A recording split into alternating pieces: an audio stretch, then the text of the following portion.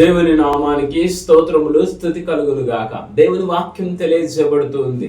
మీరు దీవింపబడుతున్నారు, ఆశీర్వాదింపబడుతున్నారు. ప్రపంచవ్యాప్తంగా ఈ మాటలు వింటున్న మీరు దేవుని చేత బహుబలంగా మీరు దీవింపబడుతున్నారని తెలియజేస్తారు. కానీ మీ జీవితంలో ఉన్న భయమును తీసివేసుకోండి.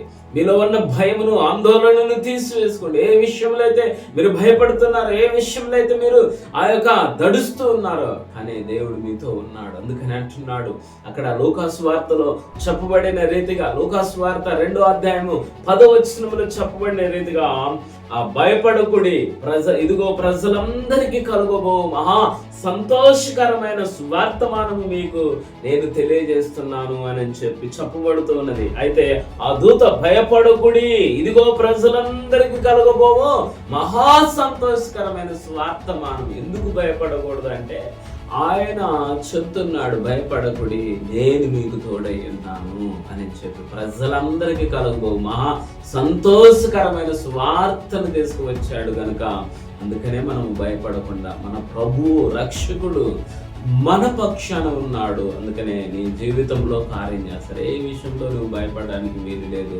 ప్రభు నీకు తోడై ఉన్నాడు. God bless you.